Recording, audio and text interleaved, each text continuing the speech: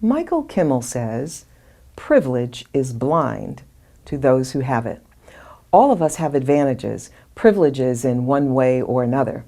It could be that you have long tenure with your company, or you have a British accent, or maybe you went to the same school or university as your boss. We all have some type of privilege, and most of the time we're blind to it. In other words, we have blind spots. We all want to think that we got ahead simply because we're so good at what we're doing. The tall guy doesn't realize that opportunities come his way because he's tall. People with British accents don't realize that other people feel that they're trustworthy simply because of their British accent. David doesn't realize that he was called in for an interview instead of Joanne, even though their skills were equal. But his name was a better fit with the organization's culture. When it comes to actions and decisions made as a result of ethnic or racial bias, people get too nervous to talk about it. We want to belong, so we fear we might say the wrong thing or hurt somebody's feelings. However, the subtle ways it shows up are often because of unconscious bias. It's unintentional. As I stated in earlier segments, we must first uncover the bias before we can address the situation. Most people do not get up in the morning and decide they are going to consciously act in a racist manner. Well, okay, maybe some people do that, but not most people. And we're talking about most people, you know, the folks that you work with every day. We're focusing on the normal, well-intentioned people that we see day to day. Our background informs our bias. When we lack experience with certain groups of people, the only data our brain has to help us make decisions is the stereotypical information we receive from movies, TV shows, the news, and comments from other people. When we don't have direct and positive experience, it is natural for us to assume all people in certain groups are the same. Okay, let's do some live research.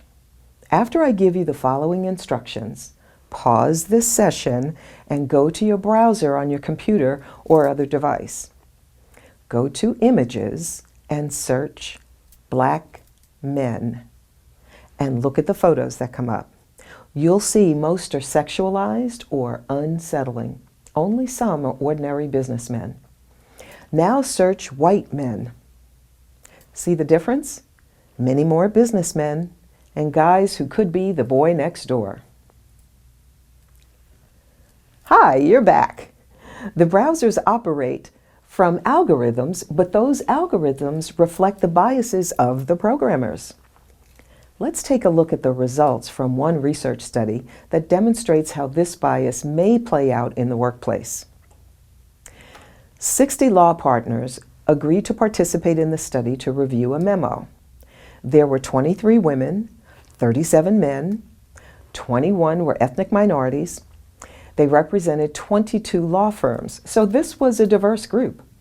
While all of the partners received the same memo, half of them were told the associate who wrote it was African American, while the other half were informed the associate was Caucasian.